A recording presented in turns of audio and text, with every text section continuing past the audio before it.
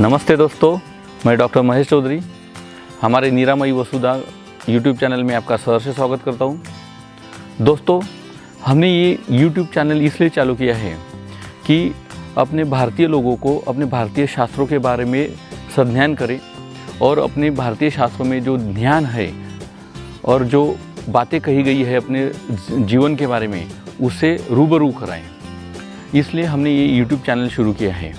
और दूसरा उद्देश्य ये है कि हमें हमारे रोज़ की ज़िंदगी में हम जो चीज़ें खाते हैं उसके ही बारे में हमको पूरा ज्ञान नहीं होता है, वो भी ज्ञान से आपको अवगत कराना, ये हमारे यूट्यूब चैनल का एक प्रयोजन है, एक उद्देश्य है।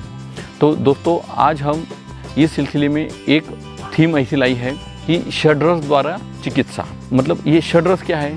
तो दोस्तों, हम हमारी ज़िंदगी में जो भी खाना खाते हैं, जो भी चीज़ें खाते हैं, वो 6 रसों से युक्त होते हैं। मतलब दुनिया में 6 ही रस है, 7वां रस नहीं है। मुख्य रसों की बात कर रहा हूँ मैं। मुख्य रस 6 ही है: मधुर, अम्ल, लवण, कटु, तिक्त और कषाय। ये 6 रस है। मधुर मतलब मीठा, अम्ल मतलब जो खट्टा होता है, लवण मतलब खारा होता है, नमक वगैरह, कटु मतलब जो तीखा होता है, कटु को तीखा कहते हैं, तिक्त मतलब जो कड़वा होता है, कषाय मतलब जो कषैला होता है, तुरट होता है। तो ये 6 रस हमारे जीवन में रहते हैं। ये 6 रसों में ही हम खेलते हैं, 6 रसों के ही द्रव्य हम सेवन करते हैं और ये 6 रस ही हमारे जीवन को संतर्पित करते रहते हैं। इन 6 रसों से ही हमारा जीवन बनता है और ये 6 रस ही हमारे शरीर को और जीवन को भी बिगाड़ते हैं। तो ये 6 रसों से ही हम ट्रीटमेंट या चिकित्सा कैसे करें, इस वीडियो में हम आपको ये बताएंगे। तो चलो शुरू करते हैं। तो दोस्तों, पहले मधुर रस के लिए बात करेंगे। जो स्वाद होता है मधुर, मीठा, तो ये जो मधुर रस होता है इसका गुण होता है स्निग्ध, शीत और गुरु। ये स्निग्ध होता है, शीत होता है, ठंडा होता है, और गुरु मतलब पचने में जड़ होता है। इसके कर्म क्या है? ये शरीर में जो आदमी ज़्यादा मीठा खाता है उसके शरीर में मीठी चीज़ें क्या काम करती है? तो ब्रूहण, शरीर को बलवान बनाता है, जीवन, आयुष्य और बल्य, ताकतवर बनाता है। तो ये मधुर चीज़ें, मीठी चीज़ें खाने से ये गुण अपने शरीर में धारण होते हैं। उसका दोष प्रभाव क्या होता है? तो ज़्यादा मीठा खाने से कफ प्रकोप होता है, वात और पित्त की शामक होता है। मतलब जिन लोगों की कफ प्रकृति है उन लोगों ने ज़्यादा मीठा नहीं खाना चाहिए। ज़्यादा मीठा खाने से कफ बढ़ेगा और मेद बढ़ेगा, वो ज़्यादा ओबेद हो जाएंगे। और जो लोगों को वात और पित्त है उन लोगों ने ज़्यादा मीठे पदार्थ खाने चाहिए ताकि वो उनका वात और पित्त शमन हो जाए, शांत हो जाए। ये ऐसा मधुर रस का काम होता है। तो ये द्रव्य जैसे कि दूध हो गया, शक्कर हो गई, गन्ना हो गया, आलू हो गए, गेहूँ, ये सब चीज़ें मधुर आती है। अभी दूसरा रस है अम्ल, मतलब खट्टा।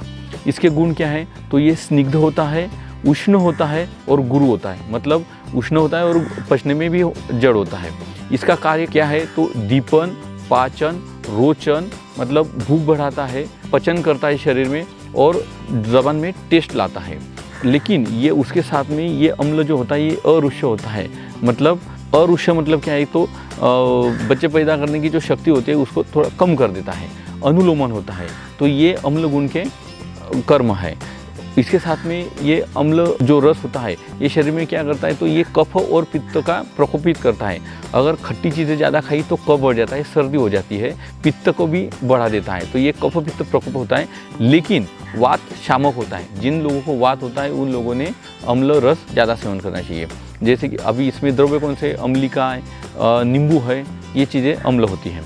अभी तीसरा रस लेंगे लवण, जो कि दुनिया में स्वाद लाने, मतलब अपने खाने के पदार्थों में स्वाद लाने में सबसे श्रेष्ठ चीज़ है वो है लवण, नमक। तो नमक की बात करेंगे। इसके गुण धर्म है ये स्निग्ध, उष्ण और गुरु होता है। गुरु मतलब पचने में जड़ होता है। इसके कार्य क्या है? तो दीपन, अपेटाइजर होता है, पाचन, छेदन, भेदन, क्लेदन और शुक्रग्न, मतलब एंटीस्पर्म होता है ये। इसके कार्य क्या है? तो कफ पित्त प्रकोप होता है और वात शामक होता है। कफ पित्त का प्रकोप करता है और वात का शमन करता है। इसमें सब प्रकार के क्षार आते हैं, सेंधा नमक, काला नमक और जो 6 प्रकार के नमक बताए गए वो सब नमक इसमें आते हैं। चौथा रस है कटु, मतलब तीखा। कटु को संस्कृत में मतलब जो जिसे हम तीखा कहते हैं उसे संस्कृत में कटु कहते हैं। तो इसके गुण धर्म क्या है? तो ये रुक्ष होता है, लघु है और उष्ण है। इसके ये शरीर में काम क्या करता है? तो ये दीपन का काम करता है, पाचन का काम करता है, लेखन ग्राही होता है और मुख शोधन का काम करता है। मुख में अशुद्धियाँ होती है तो वो शोधन कर देता है कटु रस, और शरीर में जो एक्स्ट्रा चर्बी होती है उसका भी लेखन स्क्रैपिंग का काम करता है। उसके साथ में वात पित्त प्रकोपक होता है, वात पित्त का प्रकोप करता है और कफ का शमन करता है तीखा रस। इसलिए सर्दी में तीखी चीज़ें खानी चाहिए। वो इसीलिए तो एक्चुअली हम ये सिद्धांत हमारे जीवन में अनुपालन करते हैं, लेकिन हमको ये सिद्धांत मालूम नहीं होते हैं। तो ये ऐसा है, कटु रस कफ प्रकोप में खाना चाहिए। तो इसकी कटु रस की चीज़ें कौन कौन सी हैं, द्रव्य कौन कौन से हैं? शुंठ, मिरे, पिंपली जैसे त्रिकटु जो हमारे किचन में होती है वो चीज़ें, हींग हो गया, तो ये सब कटु रसात्मक होती है। पांचवा रस आता है तिक्त रस, मतलब कटु कड़वा। तो इसके गुण होते हैं रुक्ष, लघु और शीत। इनका काम क्या है? तो दीपन, पाचन, रोचन, विषग्न और ज्वरग्न। देखो, अगर कोई भी बुखार रहा तो उसमें तिक्त रसात्मक द्रव्य दी जाते हैं जो कि ज्वरग्न होती है, जो बुखार को, संताप को शांत करती है। इनका कार्य क्या है? वात प्रकोपक और कफ पित्त शामक। वात का प्रकोप करती है ये तिक्त रसात्मक द्रव्य और कफ पित्त को शमन करती है। इसलिए भी एसिडिटी में तिक्त रसात्मक मतलब कड़वी चीज़ें खानी चाहिए।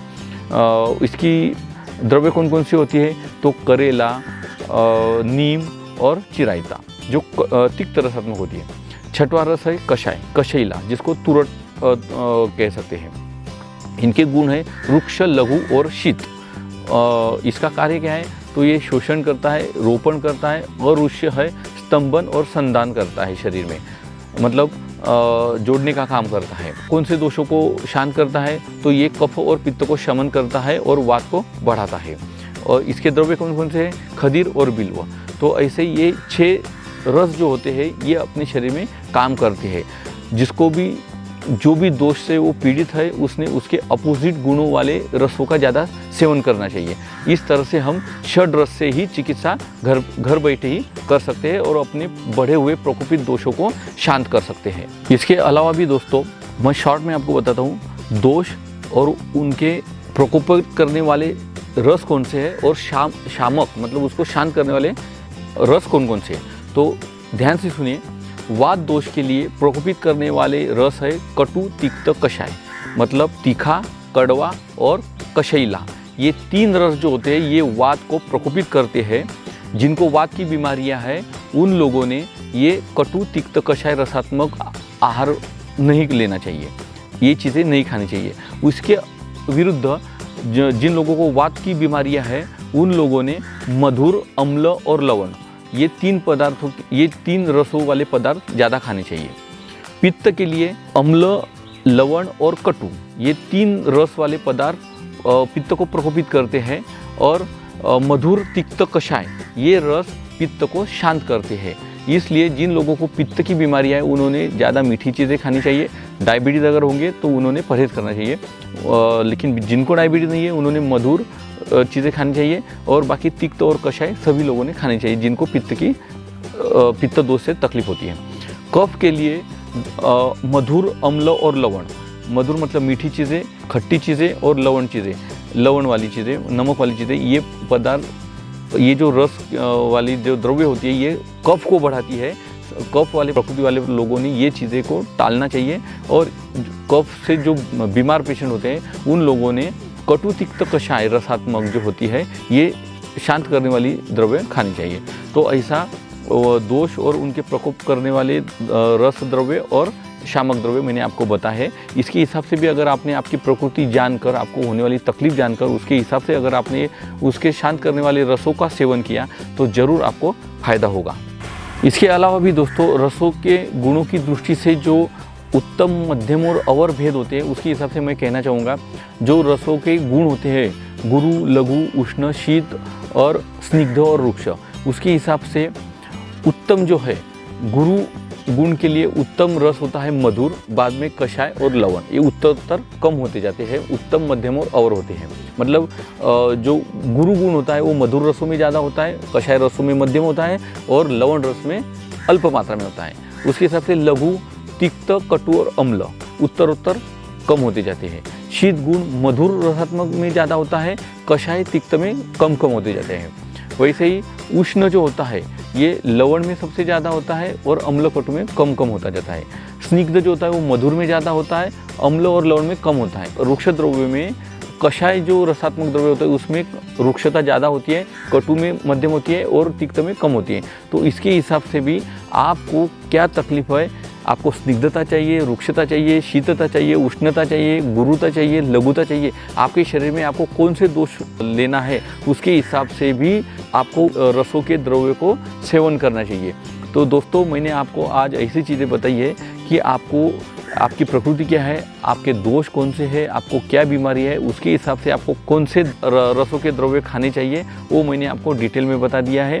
जो भी ज्ञानी पुरुष या इंसान होगा वो इसको ज़रूर अपने जीवन में अनुपालन करेगा और उसके हिसाब से रहेगा।